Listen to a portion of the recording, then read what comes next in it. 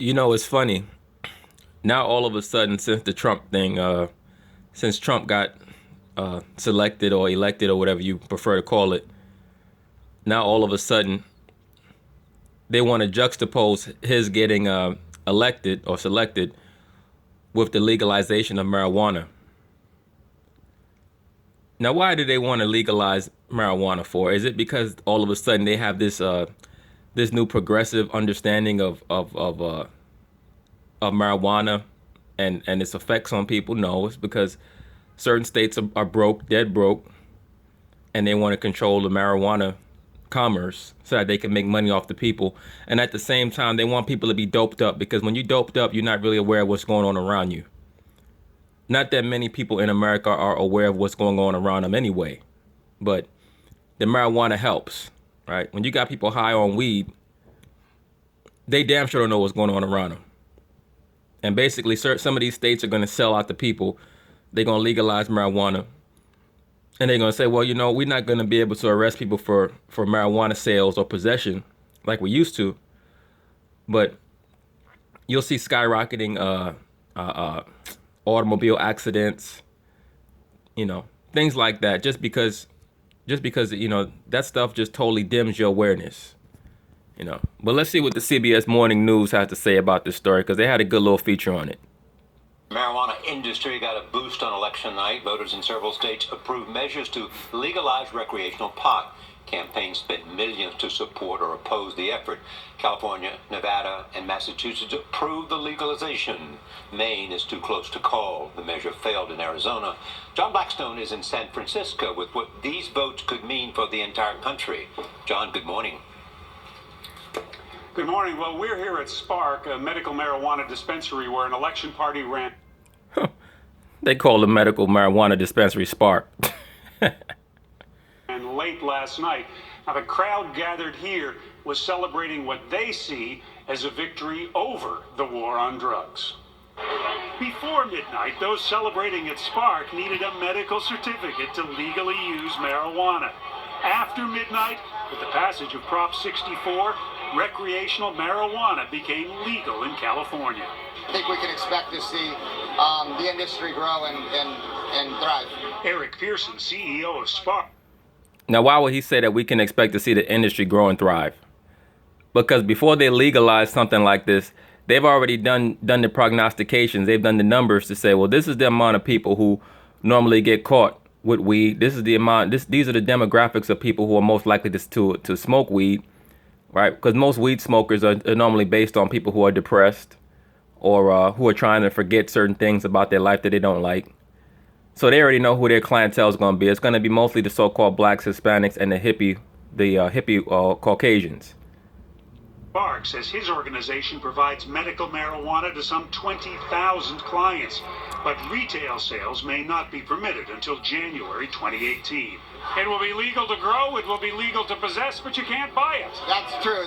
By voting yes on Prop 64. The approval of Prop 64 launches the state on establishing a system for moving marijuana from the black market to the retail market. Now, mind you, marijuana black market is a multi-billion-dollar industry.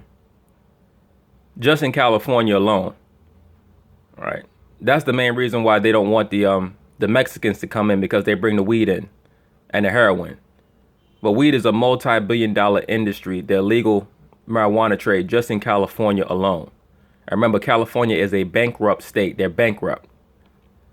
It's done, right? California will move forward and tax and regulate marijuana for adult use. Gavin Newsom, California's lieutenant governor, was a leading supporter. In California. Yeah, he was the leading supporter because he's probably going to get millions of dollars under the table. All right? These people don't do things for the benefit of the people. They do things for the benefit of their pocket. And he looked like a damn slickster with his hair all slicked back. California now has sent that message powerfully to the rest of the nation. That is a point of pride from my perspective. Last night, voters in Nevada and Massachusetts also approved measures to legalize marijuana for recreational use, joining 4 other states and the District of Columbia. Now, you see the states that legalized marijuana, and, you know, and this also goes into the point about Trump. what people in America don't understand, who are trying to act shocked as to why he got put into the presidential office. America has this thing, the American media, which is the mouthpiece of the white liberals. They have this thing where they try to project America as this progressivist country. America is only progressivist on the western coast and the eastern coast down to about Virginia. Everywhere else is conservative. All right. All of middle America is conservative. All right. All of down south is conservative. All right. But the media likes to play up this black versus white thing, and black people fall for it. So-called black people, they fall for it, and they get to thinking that they're on equal footing with the so-called white man, like it's a 50-50 thing. All right. And it's not. But as you can see, most of these so-called liberal states are a bunch of weed heads. All right. That's why they promote everything that will garner anarchy, whether it be drug use, homosexuality, lesbianism, feminism. Those type of ideologies are based mostly along the coast, the West Coast and the upper eastern seaboard. All right. A similar measure was defeated in Arizona, and votes are still being counted in Maine. Look, it was a big night for those that believe that we have been on an incarceration binge in the last 40 years, those that believe that criminalizing people's behavior as it relates to personal choice and drug use somehow is going to solve the problems. You have been on an incarceration binge. That's not a thought. That's not a thought. It's the truth. California was on an incarceration binge, as has been all of America. America has more incarcerated people than any country on the planet Earth. America has 400 million people. China has over 2 billion people, and America has more incarcerated people here than China does. All right, that's a fact. It's not a feeling.